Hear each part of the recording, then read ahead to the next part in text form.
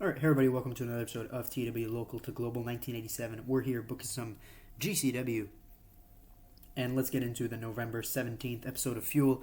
We're on the pre-show, pretty stacked pre-show tonight, and China takes on Fit Finley, gets the win with a powerbomb as we continue to try to get China to be pretty decent in the ring ahead of the brand split. So 36. Got a tag team match, All Out Assault face-off against the Hardys coming from Rival Pro.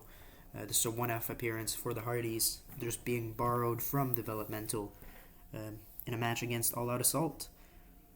And it's to see how they've progressed, and as you can see, the Hardys actually pull a decent number here. And Van Hammer gets a better rating than Matt Hardy, which is, I did not expect that. Ivory is paired up with All Out Assault, by the way. But Van Hammer, 54. Might actually have to start using Van Hammer. 47. We're continuing on the pre-show. Goldberg also making a one-off appearance against Bartholomew Bucklestone and gets a win right here in 246 with the jackhammer as we continue Goldberg's dominance in Rival Pro and on the pre-show. 39. Big Joseph also coming from Rival Pro to face off against the Godfather and also falls to the Ho Train, and Godfather gets a win on the pre-show. Alex Wright and Rikishi.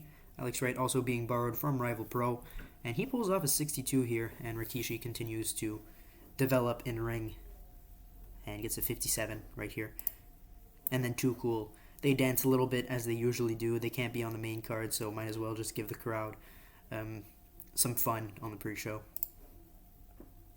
And finally on the pre-show, a little gift to the home, to the crowd, but it is not being broadcasted. Satoshi Kojima gets a win over Billy Kidman in 9:33, gets an 88 right here. Two very underused talents in GCW who will benefit tremendously from the brand split, especially one Satoshi Kojima, who will also benefit from plans coming in 1998 that does not involve GCW. That's all I'm going to say for now. You're going to hear more about this at around, I want to say June 1998, around that time. You'll see. It's pretty big news. So 88 right here.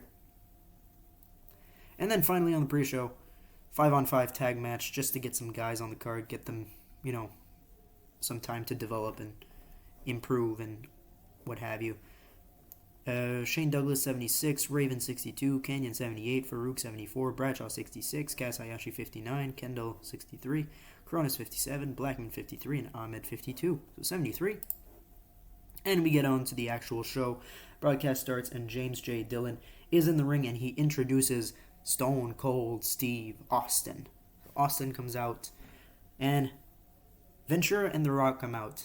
So Austin has officially won against Jesse Ventura, which means that Austin can officially face The Rock at Revolution for the GCW World Championship. That's all that's going on here. We're just building up to Austin versus Rock. Gets an 89. We're opening the show with Dustin Rhodes getting a win over Reginald Scott Riggs. Bartholomew distracted Dustin in this match, but it didn't matter. Dustin beats Riggs right here, 70. Gene Okerlund interviews Dustin. He wants revenge with Bobby Duncombe. He's not done with the Texas Whippers because Duncombe tried to end his career with the pile driver on the chair. So Dustin's not quite done with the Texas Whippers. 75. We've got Cactus Jack cutting promo and out comes Taz. And Cactus is upset that Taz calls himself the King of Hardcore when Cactus Jack is quite clearly the King of Hardcore. So Cactus wants to settle it against Taz. So 81. We're backstage. Brian Pillman complains to GCW part owner J.J. Dillon, and he says if it wasn't for Chris Candido, I'd be the Intercontinental Champion. I want another match. And JJ says, you know what? You can have it. Tonight, Chris Jericho versus Brian Pillman for the Intercontinental Championship one last time. 78 right here. DDP takes on Al Snow next, gets a win with the Diamond Cutter, and a car crash match was decent. Just fine, decent match, 70. Nobody's upset with that. Nobody's overly excited either, though. DDP cuts promo he celebrates, and out comes Show Rock, accompanied by their manager Paul Bearer. And Bearer and Showrock are still upset at losing at War Games at Halloween Hell like a month and a half ago, or a month ago. And they still want revenge on DDP, who was in the winning team. So they want a tag match, Ken Shamrock and the Big Show versus DDP and a partner at Revolution. So 75 right here. Gene Okerlund interviews Chavo Guerrero, the Cruiserweight Champion, and he has officially disbanded the Latino World Order. The LWO is no more in GCW. It is a thing of the past. 57 right here for this interview. We're continuing on with Chris Benoit, the United States Champion, cutting a promo, and out comes Booker T, followed by Perry Saturn, followed by Eddie Guerrero, followed by Dean Malenko and his manager Teddy Long. And all of these guys want an opportunity at the United States Champion, which is Chris Benoit. So, a lot of challengers here for Benoit, but we continue on. Undertaker versus Road Dogg, and The Undertaker gets a win with a Tombstone Piledriver after the Godfather distracted Road Dogg. Now, how did the Godfather distract Road Dogg? Well, Godfather was at ringside, and he was trying to talk to China. I don't know about what, but he was talking to China, and that distracted Road Dogg enough to be set up for a Tombstone Piledriver. Afterwards, The Undertaker and Kane cut a promo, and out comes Shawn Michaels and Triple H. Triple H just cost Kane last night on pay-per-view, and they want an explanation. And Triple H is upset that Kane... I'm trying to think.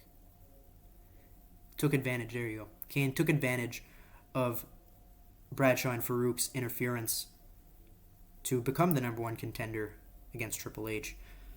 So he figured, screw you, Kane. You want to screw me over? I'll screw you over. So this is where we are right now with Triple H, Shawn Michaels, and The Undertaker and Kane. Not too bad. 90. And then we get the Intercontinental Championship main event. A rematch from last night. And again, Jericho gets the win after interference from Chris Candido once more. And he makes defense number 2 of the Intercontinental Championship. Afterwards, we get a beatdown on Brian Pillman. And Owen Hart makes his GCW return and makes the save. And helps Brian Pillman. So 78 right here. We end the show with an 87 for Fuel. We're happy with that. No complaints. As now we have to book Ignition. Well, I have to book Rival TV too, I think. Not 100% positive. I don't remember if I had one.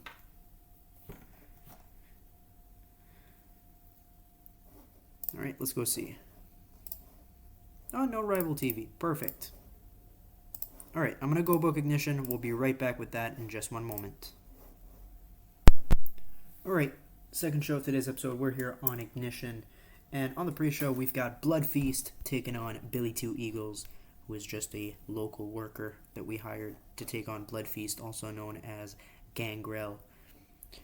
Blood Feast right now is working in Rival Pro, and he just changed his gimmick, basically, to this vampire-type gimmick.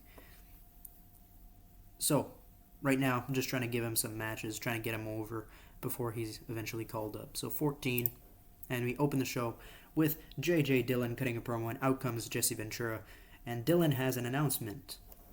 He has the first pick. His team at War Games won the match, so him and Ignition has the first pick in the GCW draft following Revolution, and he announces right here that his first pick in the draft will in fact be Stone Cold Steve Austin. So Austin is going to Ignition. Dillon says he will pick him whether he's champion after Revolution or not. Dillon wants Austin. Now what's interesting here for Jesse Ventura is that The Rock is in the Syndicate, which means that chances are Jesse Ventura is going to take The Rock first. So what this means is that at Revolution, the winner of the match will also bring the GCW World Championship with him to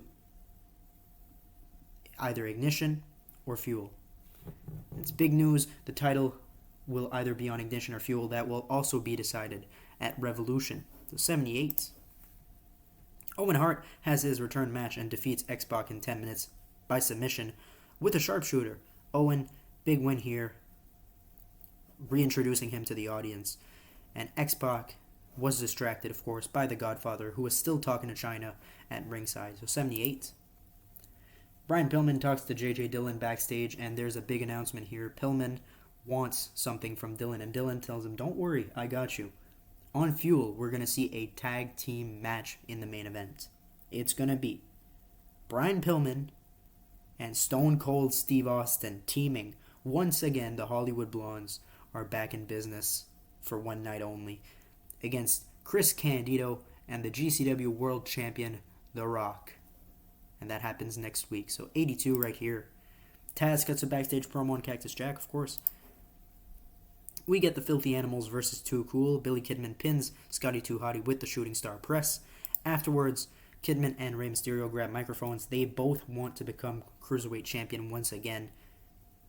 So what will happen? Will the Filthy Animals end up fighting each other to determine who's going to be Cruiserweight Champion? I don't know. We're going to have to find out on Fuel. 56. DDP cuts a backstage promo. He says, I have found my partner for Revolution for Show Rock, and I will reveal him soon. So 85. Gene Okerlund interviews the leader of the Texas Whippers, Bobby Duncombe Jr. He talks about Dustin Rhodes and refuses to face him unless Dustin can beat every member of the Texas Whippers before getting to Bobby Duncombe Jr. So 44. Steve Austin gets a match against Hector Garza and in 125 hits him with a stunner, gets the win.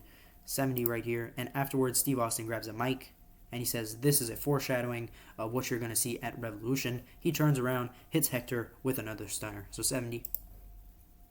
J.J. Dillon is backstage and he announces a mini tournament with the winner facing Chris Benoit for the United States Championship at Revolution. And our main event is Triple H versus Kane. Big match.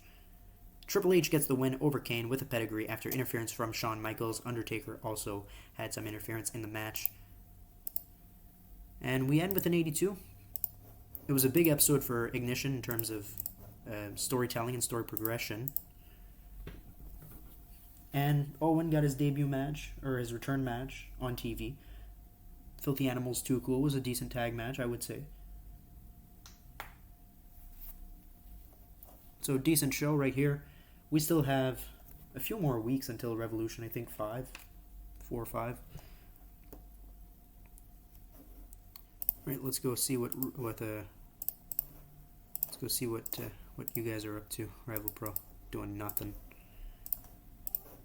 and GCW not much to say.